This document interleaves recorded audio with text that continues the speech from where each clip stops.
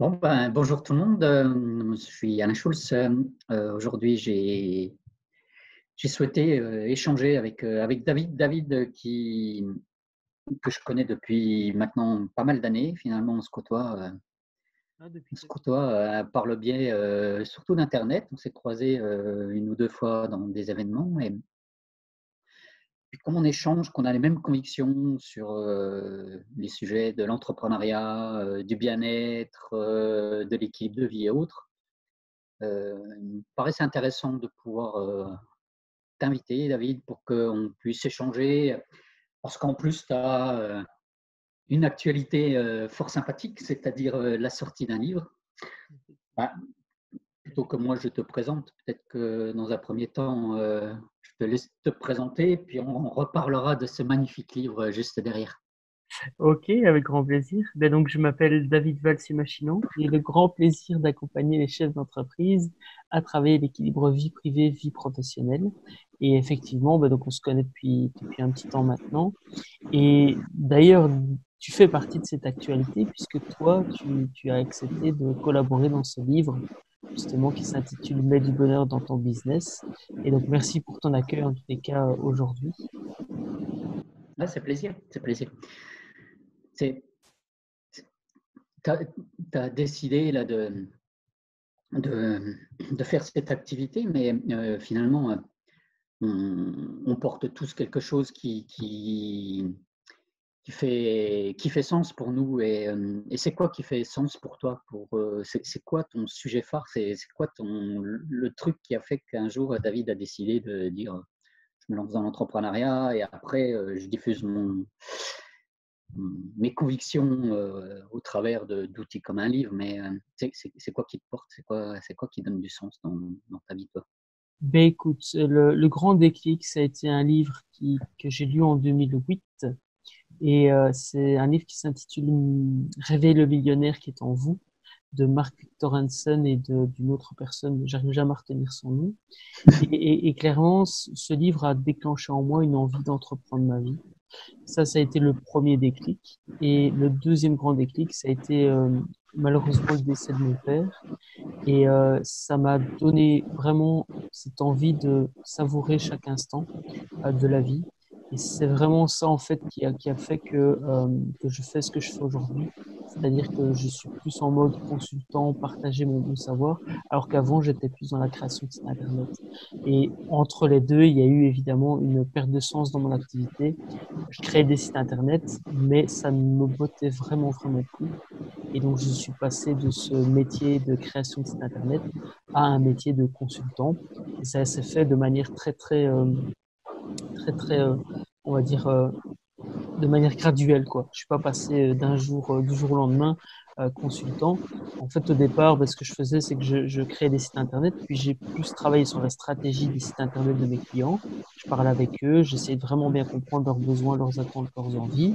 Et de là, est découlé une introspection personnelle au départ, et puis que j'ai partagée avec mes clients, qui fait qu'aujourd'hui, il y a une méthode qui s'appelle la méthode Business Bonheur, dont on aura sûrement l'occasion de parler un peu plus tard. Ouais, ouais.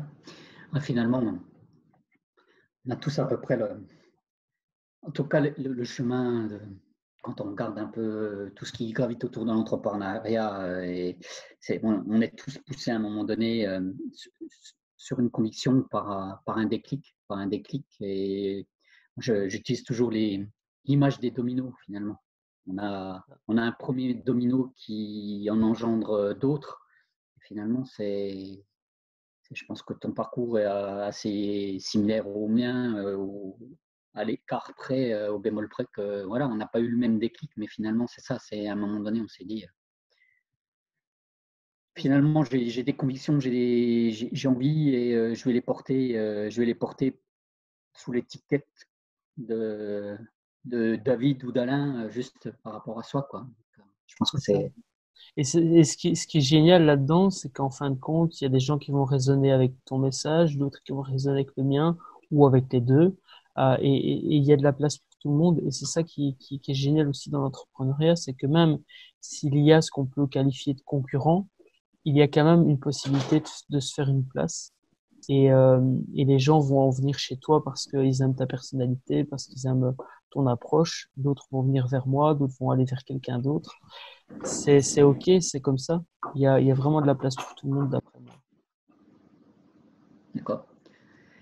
Et donc, ton sujet, tu as commencé à l'évoquer là, à l'instant, là, mais alors c'est comment tu appelles ça donc? C'est Alors, ça s'appelle la méthode Business Bonheur. C'est une méthode en la, 3 étapes. la méthode Business Builder. Ça promet. Ça promet. C'est la grande promesse. Et donc, c'est une méthode en 3 étapes pour passer d'un business épuisant à un business épanouissant. Parce que justement, ce déclic de voir mon père sur son lit de mort ben, a déclenché en fait en moi une envie de profiter de la vie. Sauf que je sacrifiais, entre guillemets, à l'époque, ma vie pour mon activité. Voilà, parfois c'est encore un peu le cas. Je pense qu'on a tous des périodes de rush. Mais aujourd'hui, je le fais en conscience. Et j'invite vraiment les personnes qui ont envie d'entreprendre ou qui entreprennent déjà à se rappeler la raison fondamentale pour laquelle ils se sont lancés au départ.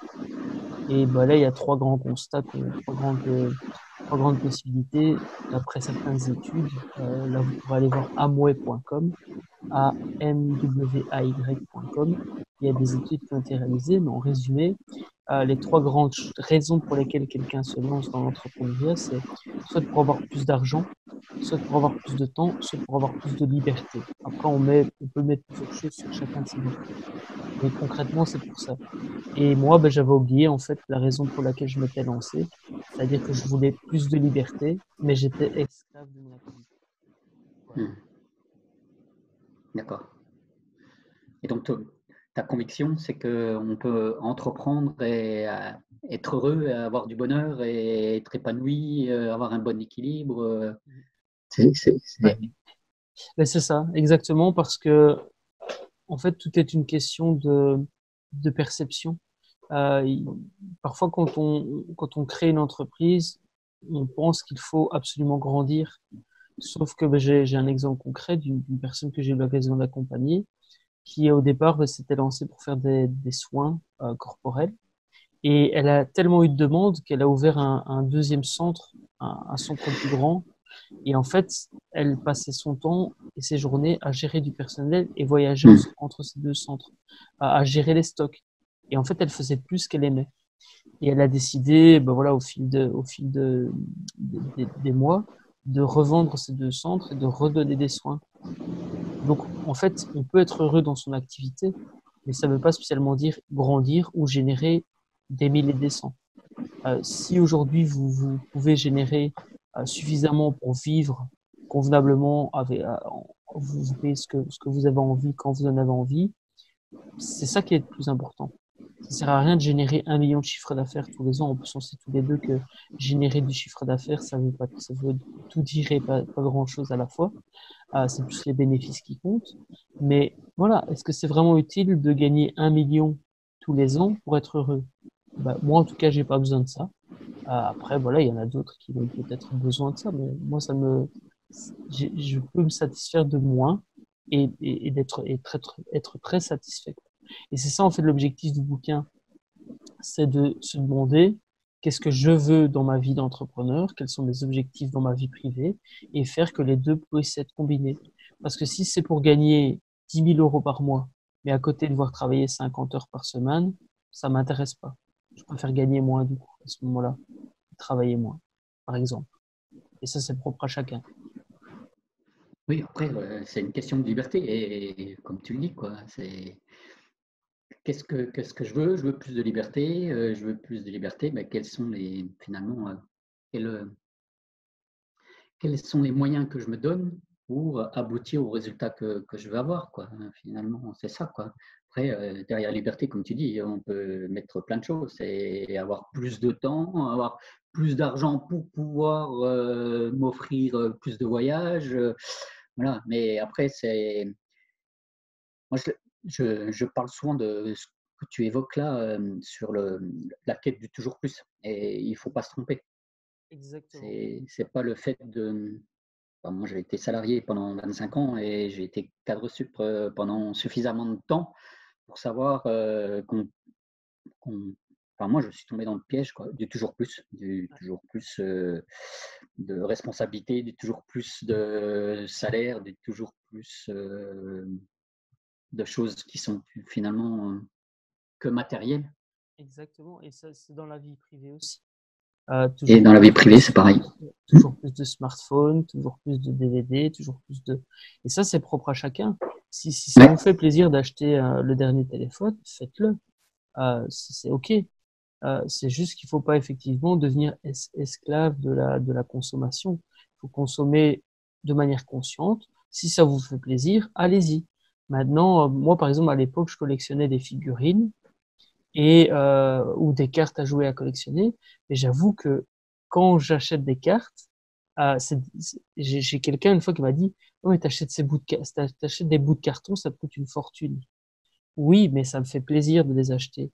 Et aujourd'hui, je le fais plus en connaissance de cause que quand j'étais ado. Quand j'étais ado, c'était plus une pulsion et je mettais tout mon argent de poche là-dedans. Aujourd'hui, je réfléchis quand même, je me dis, ah ouais, quand même, ça vaut, voilà, c'est quand même, ça vaut quand même 5 euros le paquet. 5 euros, c'est pas rien, quoi. Bon, après, à côté de ça, il y a des gens qui achètent un paquet de cigarettes, il y a des gens qui achètent des bonbons, il y a des gens qui achètent, voilà, c'est chacun achète ce qu'il a envie, du moment que ça Hmm. lui fait plaisir. Moi, c'est des cartes, des bouts de carton pour certains. Enfin, pour moi, c'est des cartes que d'autres pensent ou considèrent comme des bouts de carton. Voilà, moi, je préfère acheter des bouts de carton que acheter autre chose. Et ça me regarde. Et c'est ça qui est intéressant, c'est que ce soit dans sa vie privée ou dans sa vie professionnelle, à partir du moment où on prend conscience de ce qu'on veut ou de ce qu'on ne veut pas, ben, on peut agir là-dessus. Et c'est ce que je propose notamment avec la méthode Business Bonheur. D'accord. Et donc, c'est ce que tu as mis dans ton livre et tu expliques finalement les 3 étapes à suivre C'est ça. pour arriver à cet état de satisfaction, de bonheur, de jouissance, de se faire plaisir, quoi. C'est ça? C'est ça, exactement. Et ben, les 3 étapes, c'est vision, planification, action. C'est vraiment les 3 grandes étapes. Après, on peut rentrer dans les détails si tu le désires. Mais et je voulais aussi ce livre rempli de témoignages et de paroles d'experts. D'ailleurs, tu interviens dedans avec une belle image dont on pourra reparler un peu plus tard aussi, soit dans cette vidéo, dans une vidéo invitée. Mais en tous les cas, c'était important pour moi que d'autres personnes puissent partager leur point de vue dedans, en fait. Parce que j'ai pas envie de juste partager ma vérité. J'avais envie que d'autres, comme personnes comme toi, puissent aussi apporter leur contribution et puissent nuancer mon propos. Voilà. Ouais, c'est ça que je trouvais intéressant moi, dans l'expérience que tu m'as proposé de vivre. En effet, c'est tu amènes ta méthode, ton expertise et que ça vient à être complété. Euh, c'est changer un peu la lecture du prisme par d'autres visions, d'autres petits sujets qui viennent étayer ton propos. Et je trouvais que c'est ça qui est intéressant dans le contenu de ton livre, en effet. Mm. Effectivement, bah, c'est ce dont je suis le plus fier. Alors, je dis pas que la méthode, j'en suis pas fier, j'en suis extrêmement fier évidemment, mais je trouve que pouvoir amener la vision d'autres personnes, les expériences d'autres personnes est encore plus enrichissant en fin de compte. Enfin, moi, j'adore par exemple, je sais pas si tu connais Antoine de Maximi ou alors Frédéric Lopez. Donc c'est J'irai dormir chez vous pour Antoine de Ouais. Maximi et Rendez-vous en terre inconnue Ouais. pour, Frédéric Lopez. Ben, j'adore ça parce qu'en fait, ce sont les rencontres qui pour moi forgent en fait. Seul, on n'est pas grand-chose en fin de compte. Parce que même, admettons, tu atteins les sommets, tu te retrouves au sommet tout seul, qu'est-ce que tu fais? Moi, je préfère aujourd'hui être avec d'autres personnes et pouvoir grandir, avancer, que d'être tout seul. Après, voilà, ça, D'accord. c'est mon point de vue. Ça Ok. n'engage. Alors moi, il y a un truc, c'est vrai qu'on a déjà évoqué, mais qui, qui me titille un petit peu, c'est tous les deux, on pratique l'accompagnement direct, la formation présentielle, en ligne. Et pourquoi avoir choisi, toi, un support qui s'appelle un livre? Pourquoi être parti dans l'écriture d'un livre? je vais partager deux axes par rapport à ça, de deux points de vue. Le premier point de vue, c'est que marketingment parlant et stratégiquement parlant, c'est un superbe outil de notoriété et de promotion. En fait, aujourd'hui, je me suis rendu compte que depuis que j'ai publié le livre, il y a des regards qui changent. Et c'est ce que j'avais remarqué en fait avant même d'écrire le bouquin chez d'autres personnes. Mhm. Aujourd'hui, à partir du moment où tu as écrit un livre, tu as une certaine notoriété perçue. C'est comme quand quelqu'un a réalisé un film ou passe à la télé ou fait de la radio. Tu as un peu ce côté waouh, quoi, ce truc, ouais, t'es un expert, alors que peut-être pas, en fin de compte. Voilà, il y a des personnes qui ont écrit des bouquins qui sont moyens, et pourtant, ça leur donne quand même une certaine notoriété. Et pour te partager un petit peu d'où ça m'est venu, ce point-là, c'est que j'ai assisté une fois à une conférence d'un gars qui animait justement une thématique, peu importe laquelle, et je me suis rendu compte qu'en fait, c'était creux, c'était plat, et on l'avait, on l'avait pris lui parce qu'il était auteur de, tu vois. Et donc vraiment, si vous aujourd'hui vous avez une entreprise, réfléchissez à ce format parce que premièrement, ça laisse une trace. Ça, c'est un peu le deuxième point de vue que je voulais partager. Mais en plus, ça augmente votre valeur perçue, la notoriété que les gens euh, ça crée directement ce côté, waouh, c'est quelqu'un de confiance, sans même que les gens aient lu le livre, hein. Parfois, ils voient juste la couverture et on te met à un autre niveau. Et donc, le deuxième point de vue, c'est vraiment ce côté de laisser un message.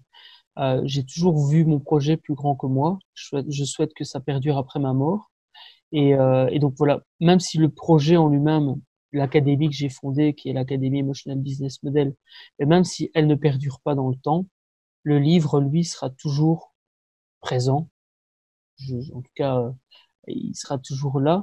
Et donc, c'était vraiment pour poser la méthode à plat, cette méthode qui, moi, m'a aidé, que j'ai expérimenté pendant plusieurs mois sur moi-même et puis sur des clients, enfin avec des clients plutôt. Je ne suis pas Frankenstein. Et voilà, en gros, c'est ces deux-là. Et donc, vraiment, la première raison fondamentale pour laquelle je l'ai fait, c'est clairement ça. C'est que j'avais envie de laisser mon message et aider les autres. Et marketingment parlant et stratégiquement parlant, c'est plus pour le côté notoriété. Est-ce que D'accord. j'ai répondu Donc, à ta question?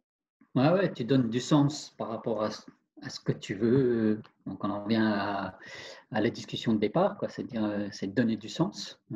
Voilà. Je Ouais, c'est veux, ça. euh, je veux léguer quelque chose au reste du monde. Et puis, de l'autre côté, c'est un double effet qui se coule, puisque en termes de stratégie entrepreneuriale, c'est un effet de levier non négligeable sur la notoriété, la visibilité, donc asseoir ou en tout cas faire percevoir ton expertise sous le couvert d'un outil, oui, d'un effet de levier qui s'appelle le livre.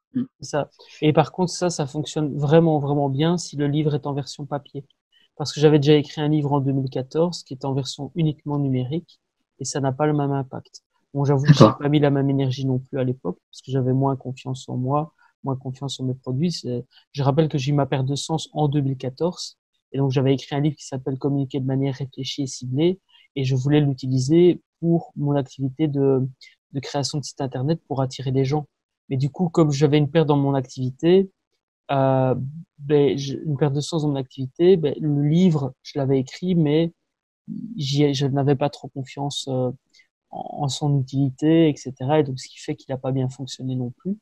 Mais j'ai remarqué que la version papier, ça a un autre impact sur les gens que la version numérique. Quand vous dites j'ai publié un livre version papier, il est là, il est concret, vous le montrez, ça fait la différence. Et après, ça peut être une carte de visite parce que vous pouvez par exemple l'acheter à prix auteur et l'offrir à certains de vos clients ou comment dire le donner à certains influenceurs qui eux vont parler du livre autour de vous. Et évidemment, je vous conseille, à l'instar de ce que font pas mal d'Américains, c'est d'utiliser le livre pour ramener vers des formations payantes après, évidemment.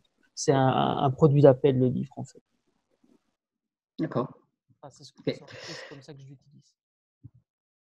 Et donc, on a déjà partagé un petit peu sur le sujet, là, sur des échanges précédents, mais si, si, si moi je devais me lancer dans l'écriture d'un livre, là, ce serait quoi ton conseil, voilà, le truc, l'astuce de dire, tiens, fais plutôt ça ou fais attention à ça, ce serait quoi ton truc?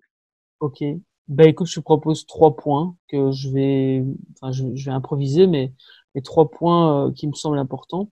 Le premier point, c'est le titre et la couverture. Et en fait, dès le départ, imaginez à quoi pourrait ressembler le titre de votre livre. Et en fait, ce titre doit être une promesse qui règle un problème. C'est une solution à un problème qu'une cible rencontre. Par exemple, moi, ça s'appelle Mets du bonheur dans ton business. Ben, ça s'adresse aux entrepreneurs. Et donc, clairement, Mets du bonheur dans ton business. J'ai repéré qu'il y avait un problème, c'est un manque de sens, un manque d'épanouissement dans la vie de pas mal d'entrepreneurs. Et je règle ce problème avec une solution en 3 étapes.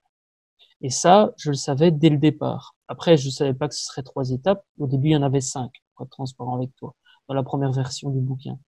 Donc ça, ce serait la première chose, c'est réfléchir quel est le problème que vous réglez avec le livre que vous voulez apporter. Alors là, ça sous-entend que c'est un livre de non-fiction, parce qu'ici, on parle entre professionnels.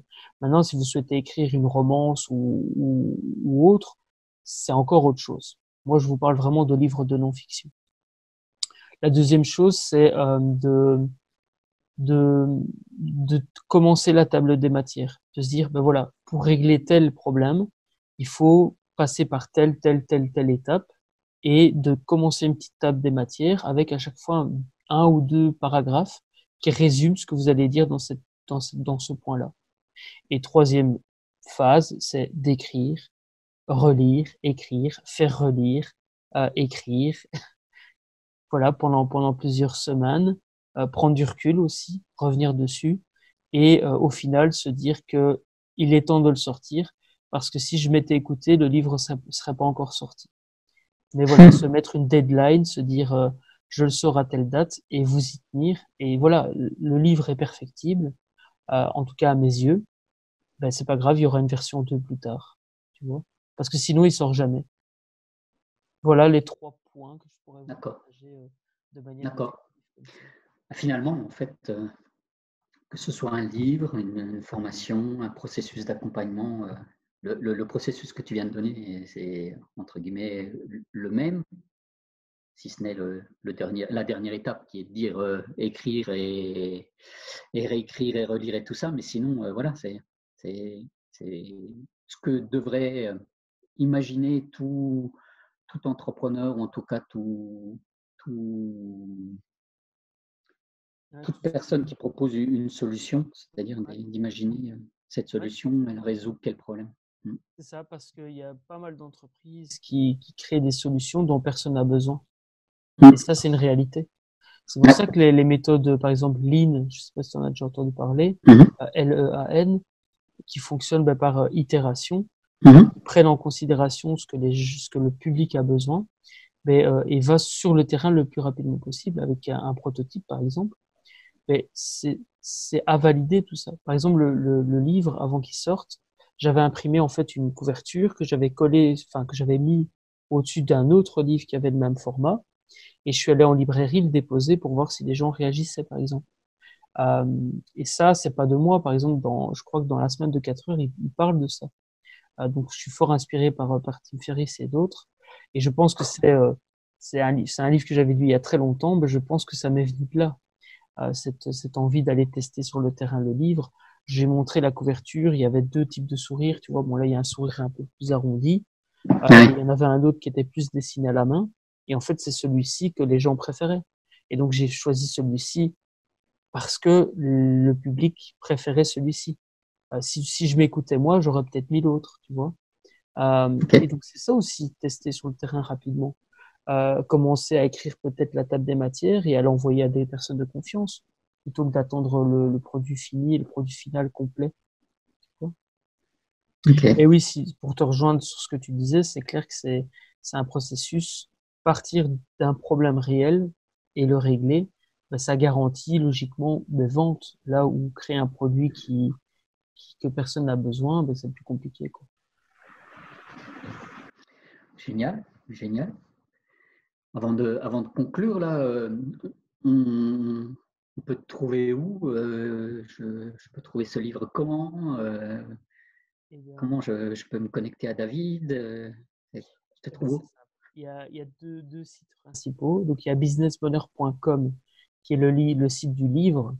Si vous allez sur businessbonheur.com/extrait, vous pouvez télécharger un extrait gratuitement.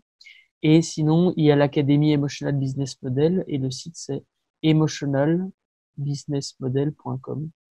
Voilà. En résumé, c'est ça. Après, j'ai d'autres sites, mais il y a businessbienveillant.com si vous voulez aller le voir aussi. C'est un petit résumé de ce que je fais. Et Sur les sinon, réseaux sociaux aussi, peut-être? oui, ben c'est sur mon nom. Donc là, c'est David Valls Imaginant. Je vais essayer de le montrer, qu'on le voie. Ouais, C'est bien je l'orthographier mettrai tout ça dans les descriptions de la vidéo, là. parce que j'ai un nom assez long. Voilà, voilà. Ok. Pour conclure, ce beau projet-là, qui a maturé, que tout ça, c'est quoi, toi, ce que tu pourrais en retirer de façon à dire, voilà, qu'est-ce que ça t'a apporté, et surtout, voilà, ce que tu pourrais nous partager là. Voilà, ça t'a apporté quoi comme bonheur? Ben écoute, ça m'a apporté. En fait, je vais dire, ça m'a d'abord apporté des tracas pour ensuite m'apporter du bonheur, effectivement. Parce que de manière transparente, je pense que tout le monde est capable d'écrire un livre aujourd'hui. Il y a des outils qui permettent d'écrire. Et voilà, bon, à moins d'être analphabète, et encore, je pense qu'aujourd'hui, avec la parole, il y a moyen d'écrire un bouquin ou de faire écrire par quelqu'un d'autre. Par contre, ça demande quand même beaucoup de travail. Il faut pas croire, enfin, j'ai un peu calculé, j'ai pas une timesheet exacte, mais j'ai 150 heures, plus de 150 heures de travail sur ce livre. Rien que moi, sans compter les heures, par exemple, que toi t'as passé à écrire dedans, euh, ou les relecteurs, ou les graphistes qui a travaillé dessus, etc. Donc ça demande du temps. Et donc j'ai eu beaucoup, on va dire, de tracas, beaucoup de, peut-être pas des tracas, mais beaucoup d'énergie à mettre dedans, de l'argent aussi, j'ai investi. Mais maintenant, aujourd'hui qu'il est sorti, c'est un peu comme le bébé, voilà, qui est né. Euh, eh ben, ça fait super plaisir. Enfin, moi, aujourd'hui, je suis super fier de ce bouquin. J'en parle à tout va. Alors, j'espère pas casser les oreilles trop les oreilles à mes proches avec ça, par contre. Mais voilà. En tout cas, je suis assez fier de ça et c'est que le début d'une grande aventure. Parce que, ben, petite anecdote, j'ai eu pas mal de soucis pendant ma scolarité et je souhaiterais peut-être en écrire un pour les étudiants après, pour les aider à plus s'épanouir dans leurs études. Ça reste qu'un projet, en fait, ça reste plus une envie qu'un projet pour l'instant, mais ça résonne de plus en plus chez moi. Et donc voilà, il y aura peut-être du bonheur dans tes études. Voilà. Très bien. Bon, bah, affaire à suivre alors. Affaire à suivre. Bah voilà, en tout cas, il y a déjà pas mal à faire avec celui-là, donc D'accord. Ok. En tout cas, bah, je te remercie pour ces bel échange là. C'est toujours intéressant d'avoir des retours sur les expériences des uns et des autres. merci à Puis, toi bah, pour l'invitation aussi. Et je suis très content de te connaître et je suis très fier de ton intervention dans le bouquin qui s'appelle euh, L'aigle ou la fourmi. Mais on leur laisse la surprise. Mais voilà, l'aigle et c'est la ça. fourmi, c'est une très très belle idée que tu as choisie. Et je te remercie encore pour ta participation parce que ça donne une autre dimension que si j'avais écrit tout seul. Donc merci. Je suis vraiment une grande gratitude pour ça. C'est plaisir, c'est vraiment plaisir. Voilà, donc j'espère que ce contenu-là vous a apporté aux uns et aux autres un petit truc, une petite pépite. N'hésitez pas bah, à nous le dire dans les commentaires ou à nous contacter sur les différents réseaux sur lesquels on se trouve là pour continuer à échanger sur le sujet Avec grand plaisir. Quand avec vous grand voulez. plaisir. Mm. Allez, ben, comme d'habitude, hein, explorez votre vie, passez à l'action et surtout ben, changez votre réalité, tout simplement. À bientôt. À bientôt. Au revoir tout le monde. Bye bye.